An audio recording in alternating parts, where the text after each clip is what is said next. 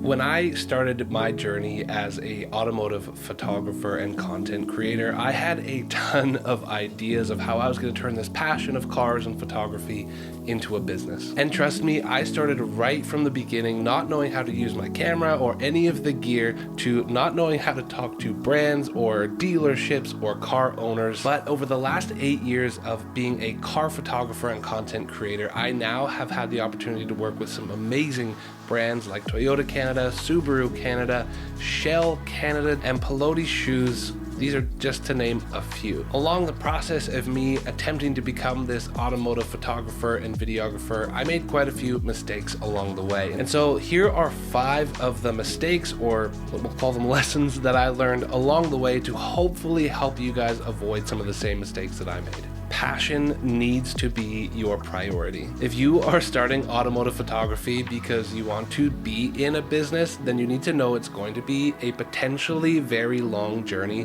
before you get paid, and that's for a couple of reasons. The first reason is that car owners can actually be quite frugal, so maybe don't want to pay you for your services. The reason for that could be because they just spend all their money on their car, but don't expect them to want to pay you right away unless you have a really well-built portfolio that shows them the proof that they have something worth paying for. In the beginning, I highly recommend just shooting any car that you can get your hands on. This is how I started, was by shooting my old Honda Civic and learning how to use a polarizer filter on my car. Eventually, I got to be able to shoot other cars, but passion is what brought me from the Honda Civic to now shooting some very, very nice cars. I also highly recommend in the beginning of your journey, you might not be able to get access to individual cars and doing individual shoots. So do your best to get to car meets and those kinds of things where there's plenty of cars for you to shoot. Now, you might not be able to pick your composition, your lighting, or the framing of that for you, is give you access to at least photos with cars in them so you can practice your editing skills. And that is so invaluable, because as much as getting a great photo of a car is, 50% of the work, or maybe even more, is actually learning how to edit those photos well. So getting your hands on as many photos that you can practice editing with is the most important thing. And I'm actually going to leave some of my photos down below in a folder for you guys so you can go and practice editing, because for me, this was actually really crucial for me in starting out my journey, was having access to good photos with cool cars, so it was actually fun to edit them and you can see what is possible. The second thing that I found really difficult when starting out was getting access to cars, and that still is probably the hardest part of the job, is getting access to vehicles that we want to shoot or that people might find interesting, whether that's brands or our community on Instagram or social media. The best way that I found to get access to cars was start with your friends, family, or any car that you can get your hands on. This passion can get you to nicer cars. And what I mean by this was, once you start telling people that you want to do car photography or car videography and start shooting with your friend's Lexus or whatever, it may not be the sexiest car, but that person who owns the Lexus might know someone who owns a Porsche or an Audi or some very, very nice car that you could have the opportunity to shoot. When I was working my full-time job, I told the lady in HR that I was pursuing car photography outside of work, and she's like, "Oh, no way, my son-in-law owns a McLaren." So it was actually a connection through work that had nothing to do with car photography where I got my first supercar shoot. So you never know, just telling people about your passion and what you want to do outside of your maybe full-time job can actually lead to you getting more opportunities. Once I started to get a bit of a portfolio of cars and showing the quality of my work, whether they were nicer cars or not, I was able to show the quality on my social channels so I could start reaching out to other car owners in my area. I started reaching out to Porsches, McLarens, Lamborghinis, anyone that I knew that was in the Calgary area or even farther beyond, like in Edmonton.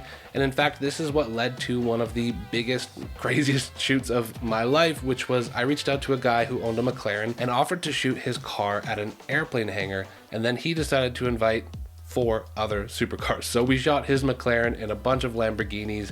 It was an absolutely incredible experience. But again, this just comes from reaching out to people, having quality work on your portfolio, and then you can see where it goes. But most of these guys who are in the car space know other people with nice cars. That's just kind of how it goes. Car people like car people. So the more you can slowly get those connections rolling, the more opportunities can come your way. The next mistake I made was trying to reach out to car dealerships too early in my journey. Now, this is a very common thing, so I know that all of you guys on the other end here, this is pretty natural for us as automotive photographers to do. It's a pretty common misconception, but we'll drive past a dealership and see, I don't know, hundreds of cars on their lot or whatever and say, well, clearly they have tons of cars, they'll want us to photograph it for them. That's not necessarily the case, as I've learned in my experience. The reality of what I've experienced is that most dealerships don't actually want to put kilometers on their cars, and a lot of car owners can actually be really picky about when they get their new car having like as low kilometers on it as possible. Car dealerships see these vehicles as an investment, so they're not going to give that car out to a young guy who just wants to shoot for his own portfolio. In addition to that, car dealerships often get content provided by the corporate side. So whether it's Toyota or Subaru, they'll have photos that they send to their dealerships. Now, whether those dealerships do anything about it, well, they tend to not, and that's kind of up to each dealership on how they want to deal with their social media. So the solution that I found is, when I wanted to reach out to a dealership, is I would actually do a ton of research on them. I would look up their Instagram, their Facebook, their LinkedIn, their YouTube, and see what kind of content gaps that they had in their entire social media structure. At this point, you can then make a pitch saying, hey, I've noticed that you're doing Instagram really well, but your YouTube is lacking. Would you be open to me providing you content for your YouTube channel? I think it's important, though, that when you pursue car dealerships, that you pursue it from the perspective of, it's not about you and me, the car photographer, getting content. It's about us providing a service to that car dealership. So figuring out where their gaps are in their marketing structure, and then hopefully you have the skills to be able to fill in those gaps. This is ultimately what led me to working with one of my local Toyota dealerships here in Calgary, which in the long run, this last year, I worked with Toyota Canada. So it's a long journey, but if you guys set these steps in place, hopefully it will set you up for success. The fourth mistake or lesson that I needed to learn was actually how to take good photos. Now, creativity is obviously something that's different for you and it's different for me, but when it comes to being a professional content creator, what I found was super valuable was actually looking at what are the best in industry doing. What I tend to do is go on Instagram and look up companies like Porsche, BMW, Mercedes, the people that are taking and posting fantastic content, and then you can start to mimic those types of content. Or if you look in a car magazine, they're not over edited, they're not punchy colors or overly blue edits, they tend to be clean cut photos. So what I highly recommend is do your research, learn how to edit a good photo, but more importantly, as you start to get into car photography and having opportunities to shoot cars, is work on good composition. When I look throughout Instagram, composition is one of those things that is going to make or break not only your Instagram page, but a photo in general. What I always tell people is make sure to take a photo for the place that is going to be posted. So Instagram, for example, it's best to take a vertical photo. And if you're shooting automotive content specifically, you want to make sure that the entire car is in that frame, or whatever you're shooting on that car is set within the box or the rule of thirds so that it's framed nicely on your portfolio. One thing that I see often happening is that the car is expanded beyond the borders of the Instagram post, and therefore it doesn't kind of compose itself well on your Instagram page. So I've made a whole video on this and I recommend checking it out there. But also, if you scroll on your search on your Instagram, you'll see a lot of the photos that are posted there keep the whole car in the middle of the frame. What I did when I was starting out is I would actually create folders on Instagram. So if I came across a really well composed photo or something that looked cool or was framed well, I would put it in an inspiration folder on Instagram. And that way, when I had a cool car shoot that I could do, I could actually go and pick from those photos and try and get as similar shots as I could to those. Again, these are what the best in industry are doing. You don't need to recreate the wheel here. Just take some images that inspire you, start by trying to recreate some of those fantastic images, and then get creative from there. If you're shooting for a magazine, or if you're shooting to print something up on your wall, feel free to fill the whole frame with the car. Again, just think about, where is this photo going? How am I using this photo? And then shoot for that purpose. The last lesson that I have for you guys, or a mistake that I didn't really make because I tend to not be this way, but don't be a jerk.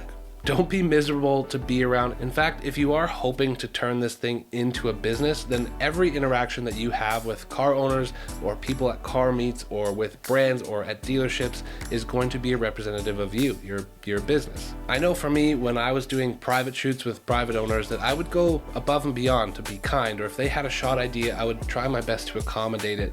I would tell them I would deliver, 10 to 20 photos and give them 40. And you never know where going above and beyond for these clients could lead. Again, you might be shooting an Audi RS3 and they'll be like, hey, I know a guy who has an R8. And then there you go, you've just jumped up to that next cool car that you've always wanted to shoot. As well, when it comes to being a automotive content creator on the internet or on Instagram or social, I would suggest, the way that I did it was, I'm not really a gatekeeper, and I think we've maybe come across those people on social media that are quite protective of their locations or their ideas or their settings or however they want to shoot it, and that's fine. But honestly, being a content creator can be a lonely endeavor in the first place. So for me, the way that I pursued it was I wanted to build a community. I wanted to share with you guys everything that I know. And in turn, what that's done is built more opportunities and given us all a boost. We're all getting better together. And I think the guy who's gatekeeping is probably pretty lonely creating content. Another example of someone who has done the opposite of gatekeeping but rather building his community is Life Through Optics on Instagram. You've probably seen his work,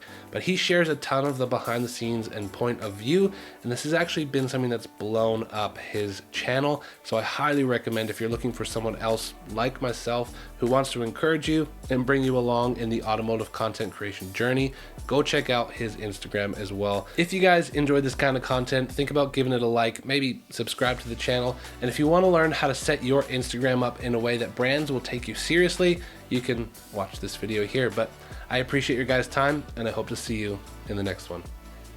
Peace.